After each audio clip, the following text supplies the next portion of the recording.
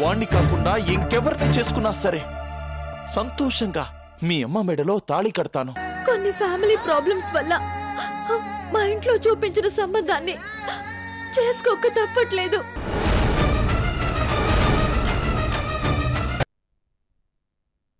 కనీసం ఇన్నేళ్లకైనా అమ్మకి నవ్వుతూ బతికే అవకాశం, నలుగురిలో గర్వంగా బతికే అవకాశం వచ్చింది. అది నా వల్ల అమ్మకి దూరం కాకూడదు. అందుకే బాధగా ఉన్నా సరే భరిస్తూ మీరు చెప్పిన దానికి ఒప్పుకుంటున్నాను.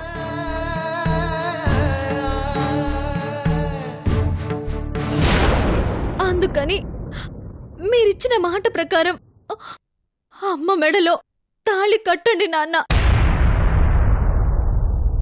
తప్పకుండా కడతానమ్మా. అలాగే దగ్గరుండి నీ పెళ్లి కూడా జరిపిస్తాను.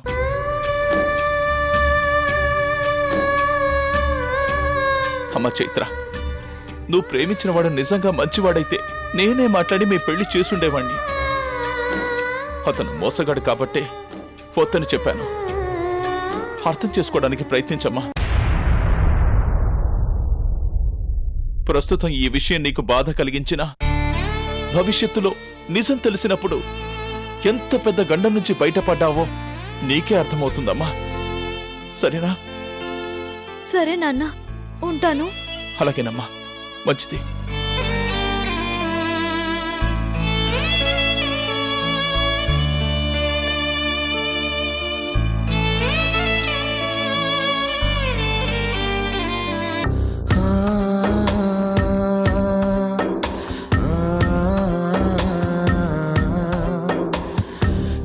పాప కసిరిందా ఏ నిజము చూడనని, ఒంటి దారి మిగిలిందా నీదొకటే తోడు అని.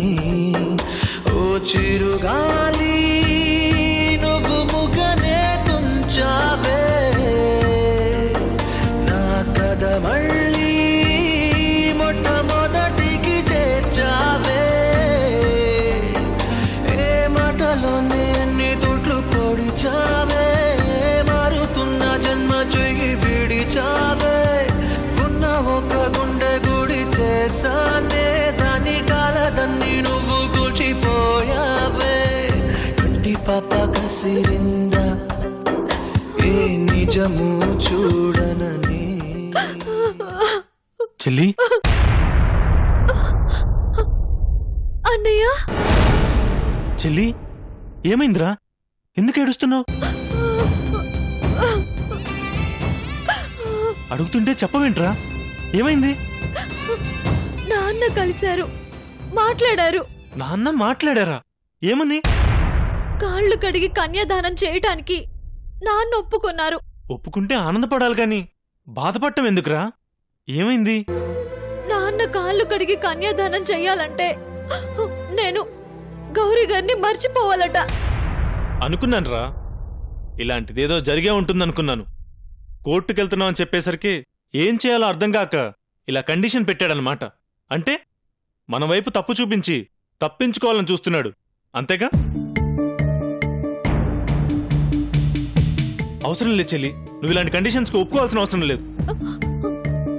నేను ఆల్రెడీ ఒప్పేసుకున్నానన్నయ్య. ఏంటి? ఒప్పుకున్నావా? నీకేమైనా పిచ్చెక్కిందా? ఆయన చాలా తెలివిగా మెలికి పెడితే అది అర్థం చేసుకోకుండా బంగారం లాంటి నీ ప్రేమని బలి చేసుకుంటానంటావేంటి పిచ్చిదానిలాగా? చూడు, ఎలాగో కోర్టుకెళ్తున్నాం. ఆయనంతటా ఆయనే వచ్చి దగ్గరుండి నీ పెళ్లి జరిపిస్తాడు. దానికోసం నీ ఇష్టాల్ని సంతోషాల్ని చంపుకోవాల్సిన అవసరం లేదు, అర్థమైందా? లేదన్నయ్య, నేను ఈ నిర్ణయం తీసుకోవడానికి ఒక కారణం ఉంది. కారణమా? ఏంటది? చెప్పవేంట్రా? నీ ప్రేమను త్యాగం చేసేంత కారణం ఏముంది? చెప్పరా. చెప్తానన్నయ్య, కాకపోతే నువ్వు ఈ విషయం ఎక్కడా చెప్పనని నా మీద ప్రమాణం చేయాలి. మధ్యలో ఈ ప్రమాణాలు గొడవేంట్రా? అవునన్నయ్య, ఇది నాన్నకి నాకు మధ్య జరిగిన ఒప్పందం. దీన్నెవరికి చెప్పనని మాటిచ్చాను. కాని నీకు కూడా చెప్పకపోతే నేనెందుకు ఇలా ప్రవర్తిస్తున్నానో అర్థం కాక నువ్వు నన్ను తప్పుగా అర్థం చేసుకునే ప్రమాదం ఉంది. ఆ అందుకే తప్పైనా సరే తప్పక చెప్తాను, అది కూడా నువ్వు ప్రమాణం చేస్తేనే. సరేరా, ఎవరికి చెప్పనని మాటిస్తున్నాను.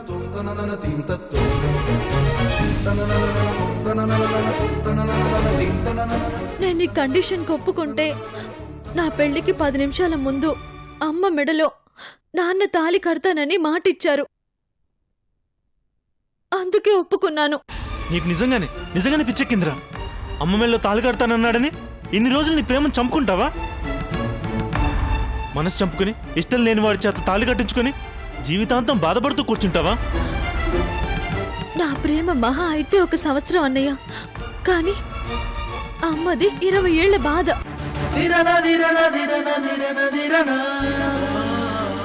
కనీసం ఇప్పటికైనా అమ్మ ఆనందంగా ఉండటానికి, నలుగురిలోకి గర్వంగా వెళ్ళటానికి ఒక అవకాశం వచ్చింది. నా వల్ల అవన్నీ అమ్మకి దూరం కాకూడదు. నీ ఆలోచన మంచిదేరా, కానీ నువ్వెంతగానో ప్రేమించిన వాడిని దూరం చేసుకుంటావా? చెప్పు. పర్లేదన్నయ్య, అమ్మ సంతోషం కంటే నాకేది ముఖ్యం కాదు. తన ఆనందం కోసం నా ప్రేమను చంపుకుంటాను. అలా కాదురా, అందరూ ఆనందంగా. ప్లీజ్ అన్నయ్య, నీ చెల్లెల మీద ప్రేమ ఉంటే ఇంకేం మాట్లాడుకో. నా గురించి మాత్రమే కాదన్నయ్య, ఒకసారి అమ్మ వైపు నుంచి కూడా ఆలోచించు. ప్లీజ్ అన్నయ్య. సరేరా, నీ ఇష్టం. థ్యాంక్ యూ అన్నయ్య, థ్యాంక్ యూ వెరీ మచ్.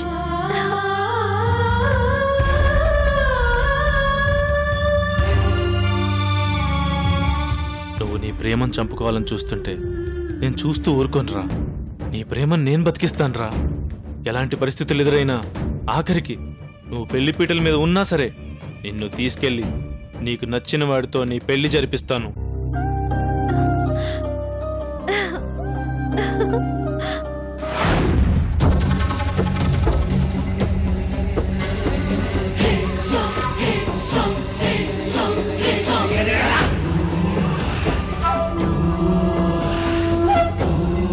దయచేసి నన్ను మర్చిపోవడానికి ట్రై చేయండి.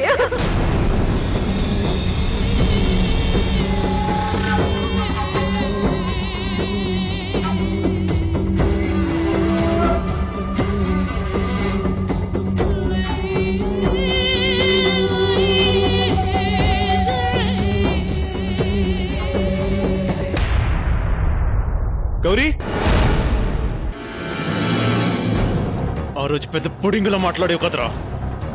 నా చెల్లి చేత కన్నీళ్ళు పెట్టిస్తే వాడెవడన్నా సరే చంపేస్తానని.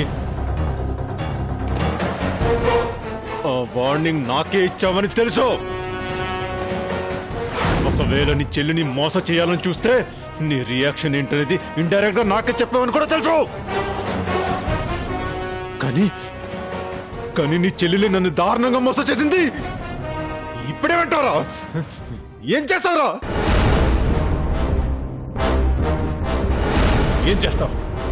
ఏం చేస్తావు? వెళ్ళి నీ చెల్లిని చెప్తావా? చెప్పు. మీ నాన్నని తీసుకొచ్చి కాళ్ళు కడిగి కన్యాదానం చేయిస్తానని ఓ పెద్ద పోటుగాళ్ళ కోతలు కోసం కదా. వాటన్నిటికీ ఇప్పుడు ఏం సమాధానం చెప్తావు? చెప్పు. ఏం సమాధానం చెప్తావు? చెప్పడానికే వచ్చాను గౌరీ. అలా మాట్లాడాను కాబట్టి, నా చెల్లిని ఆనందంగా ఉంచడం నా బాధ్యత కాబట్టి చెప్పడానికి వచ్చాను. ఏం చెప్తావు? నా చెల్లి నిన్ను మోసం చేసి వేరే వాళ్ళని చేసుకోబోతుంది. నువ్వు ఇలా మందు తాగుతూ పిచ్చనా కొడుకులాగా రోడ్ల మీద తిరగమని చెప్తావా? చెప్పరా, చెప్పు. అది చెప్పడానికే వచ్చావా? నా చెల్లెలి పెళ్లి నీతోనే అని చెప్పడానికి వచ్చాను. ఏంటి, నేను మరీ అంత వెర్రి వెతవలా కనిపిస్తున్నానా? మా ఇంట్లో వాళ్ళు చూపించిన సంబంధం చేసుకోబోతున్నాను. నువ్వు నన్ను మర్చిపోని మీ చెల్లెలు చెప్పి గంట కూడా కాలేదు. ఇంతలో నేను వచ్చి నా చెల్లెలి పెళ్లి నీతోనే చెప్పంగానే నమ్మడానికి నేనేమైనా పిచ్చోడిని అనుకుంటున్నావా? పైగా నన్ను మబ్బి పెట్టడానికి కొత్త నాటకం మొదలు పెట్టారా? ఆపు, ఇంకా ఆపు. నా చెల్లెల వైపు కన్నెత్తి చూస్తే చంపేస్తానని నీ ఇంటికే వచ్చి గొంతు పట్టుకొని మరీ వార్నింగ్ ఇవ్వగలిగే అంత దమ్ముంది నాకు. అంతేగాని మాటలతోటి నాటకాలతోటి మభ్యపెట్టే అంత పిరికోడిని కాదు నేను. చూడు, నా చెల్లి ఎందుకు ఇలా చేస్తుందో, ఎలాంటి పరిస్థితుల్లో ఇలా చేయాల్సి వచ్చిందో నాకు తెలుసు. ఎన్నున్నా, ఎలాంటి పరిస్థితులున్నా సరే నా చెల్లెలి పెళ్లి నీతోనే జరుగుతుంది. నా చెల్లెల్ని నిన్ను ఇష్టపడింది, నిన్ను చేసుకుంటే జీవితాంతం సంతోషంగా ఉంటానని నమ్మింది. తను అంతగా నమ్మినప్పుడు ఆ సంతోషాన్ని తనకు దగ్గర చేయడమే ఓ అన్నగా నా బాధ్యత. చేస్తాను కూడా. ఎదిరించైనా బెదిరించైనా సరే నా చెల్లెలకి నీకు పెళ్లి చేస్తాను. ఇది ఫైనల్, ఫిక్స్ అయిపో.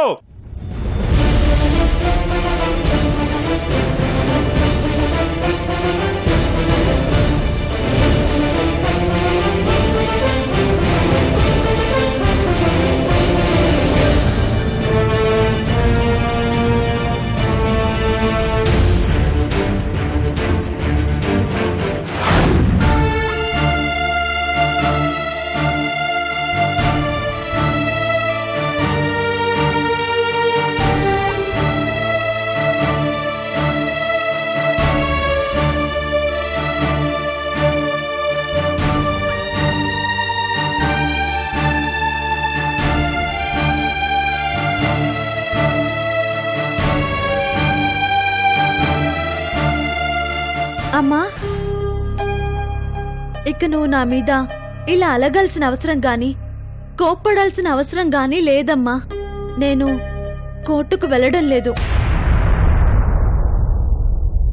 అవునమ్మా, పరిస్థితులు అంత దూరం వెళ్లకుండా ఈ విషయాన్ని నాన్నే సాల్వ్ చేశారు. ఏంటి నువ్వు చెప్పేది? మీ నాన్నే పరిష్కరించారా? ఎలా?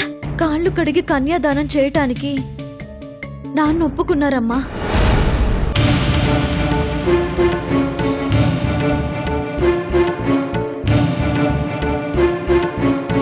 ఏంటి? ఆయన ఒప్పుకున్నారా?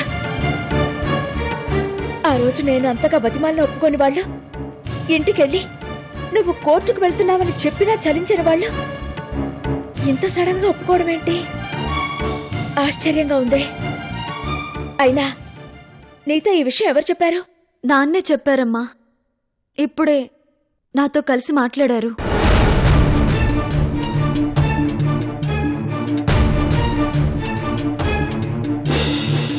ఆయనే కలిసి మాట్లాడారా? ఏంటి, ఫోన్ చేసి నువ్వేమైనా బెదిరించావా? లేక బ్లాక్మెయిల్ చేస్తున్నట్టు మాట్లాడావా? అందుకే ఆయన వచ్చి నీతో మాట్లాడారా? అందుకే ఒప్పుకున్నారా? చెప్పు, అందుకే ఒప్పుకున్నారా? అలాంటిదేం లేదమ్మా. నాన్నతో నేనేం మాట్లాడలేదు. ఆయనంతట ఆయనే నాకు ఫోన్ చేసి కలిసి మాట్లాడాలి అని చెప్పారు. కలిసాకే ఈ విషయం చెప్పారు.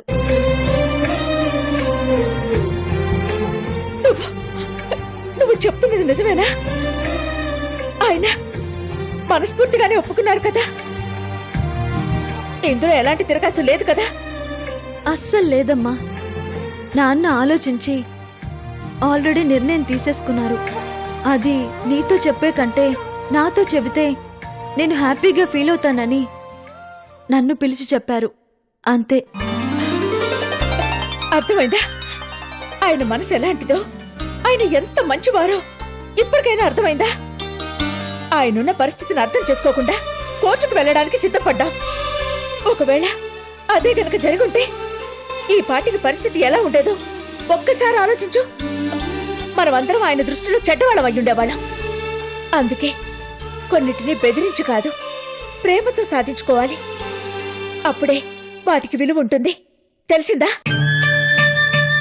అక్కడున్న పరిస్థితుల్ని బట్టి ఆయన ఒప్పుకునే స్థితిలో లేరు. అది అర్థం చేసుకోకుండా కోర్టుకు వెళ్లాల్సిందేనని నువ్వేమో మంకుపట్టు పట్టుకుని కూర్చున్నా. ఇదెంత దూరం వెళ్తుందిరా దేవుడా అని భయపడి చచ్చాను. అమ్మయ్యా, పెద్ద గండం తప్పింది. ఇంకే బాధ లేదు.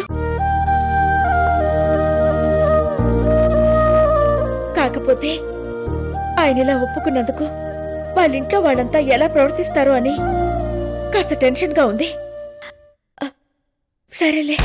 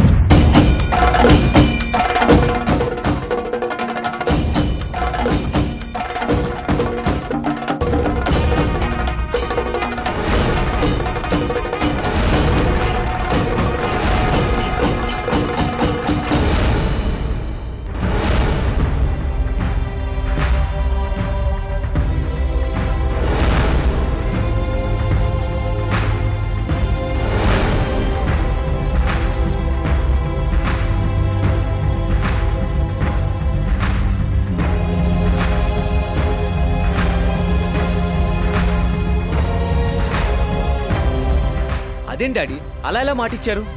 అసలు ఇది ఎలా పాసిబుల్ అనుకున్నారు? ఆవిడ ఇంటికి వస్తేనే అమ్మ నాన్న గొడవ చేసేసి తిండి మానేసింది. అలాంటిది మీరు కాళ్ళు కడిగి కన్యాదానం చేస్తే ఇంకేమైనా ఉందా? దానివల్ల ఎలాంటి పరిస్థితులు ఎదురవుతాయో, ఎన్ని గొడవలు జరుగుతాయో ఆలోచించారా?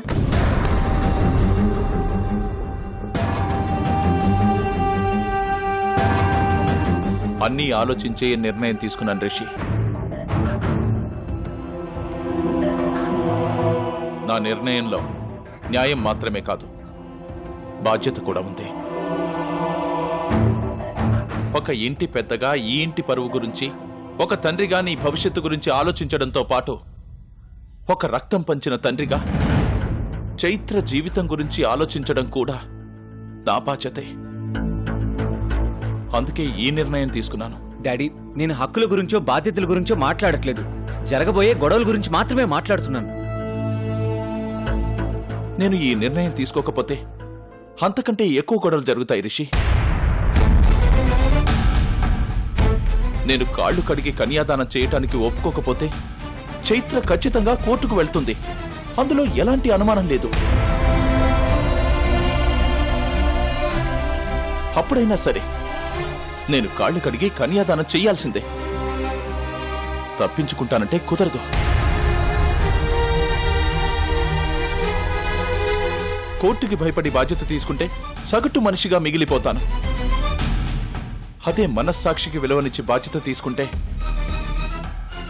కన్న తండ్రిగా గౌరవాన్ని పొందుతాను. నేను ఎలా ఉండాలో, ఎలా ఉండిపోవాలో, ఏం చేస్తే కరెక్టో నువ్వే చెప్పు రిషి.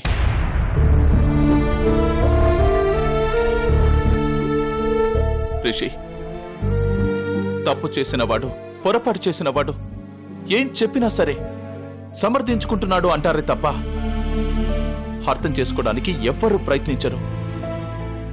20 ఏళ్ల నుంచి నేను అదే పరిస్థితిలో ఉన్నాను. చూడు రిషి, సౌదామిని వాళ్ళని నువ్వు ఎలా చూస్తావో, నీ దృష్టిలో వాళ్ళకి ఎలాంటి విలువనిస్తావో నాకిప్పటిదాకా తెలియదు. ఎప్పుడూ అడగలేదు కూడా. మొదటిసారిగా అడుగుతున్నాను. ఒక రకంగా అభ్యర్థిస్తున్నాను కూడా. ఎంతైనా చైత్రని చెల్లెలు రిషి. మీ ఇద్దరి ఒంట్లోనూ ప్రవహిస్తోంది ఒకే రక్తం.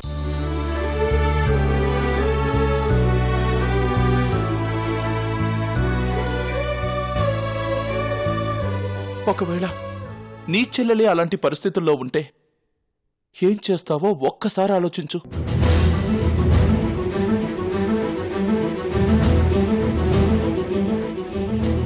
అంతేకాదు రిషి, నీ చెల్లెలు కష్టంలో ఉంది. ఇప్పుడు ఒక అన్నగా నువ్వు ఏం చేస్తావో చెప్పు.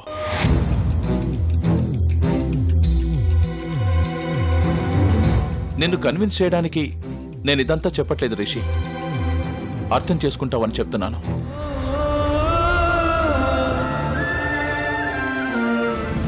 అర్థం చేసుకోగలిగితే నా నిర్ణయాన్ని గౌరవించు. గౌరవించగలిగితే నాకు సపోర్టుగా నిలబడు. డాడీ, మీరంటే నాకు ఎంత ఇష్టమో అంత గౌరవం కూడా. రిషి అనే ఒక హోదానిచ్చారు నాకు మీరు. తప్పు అని మిమ్మల్ని వేలెత్తి చూపించే ధైర్యం గాని అర్హత గాని నాకు లేవు. అలాగే మమ్మీ అంటే కూడా నాకు చాలా ఇష్టం డాడీ. తను బాధపడితే నేను చూడలేను. మీరు చెప్పిన దాంట్లో న్యాయం ఉన్నా సరే నేను ఈ క్షణం కూడా మమ్మీ గురించి ఆలోచిస్తున్నానంటే మమ్మీ అంటే నాకెంత ప్రాణమో ఒకసారి ఆలోచించండి డాడీ. మీ అమ్మంటే నీకు అంత ప్రాణం కాబట్టే మీ అమ్మని ఒప్పించే బాధ్యతని నిన్ను తీసుకోమని అడుగుతున్నాను. డాడీ, అవును రిషి, నీ మాట మీ అమ్మ ఖచ్చితంగా వింటుంది. ఆ నమ్మకం నాకుంది. చూడు రిషి, కొంచెం సర్దుకుపోగలిగితే ఈ సమస్య 4 గోడల మధ్య పరిష్కారం అవుతుంది. అలా కాకుండా కోర్టు దాకా వెళితే ఈ ఇంటి పరువు రోడ్డున పడుతుంది. ఇప్పుడిప్పుడే హీరోగా అడుగు పెడుతున్న నీ కెరియర్కి అది చాలా ఎఫెక్ట్ అవుతుంది. ఇవన్నీ ఆలోచించే ఈ నిర్ణయం తీసుకున్నాను. వీటన్నిటినీ మీ అమ్మాయికి కొంచెం అర్థమయ్యేలా చెప్పు రిషి.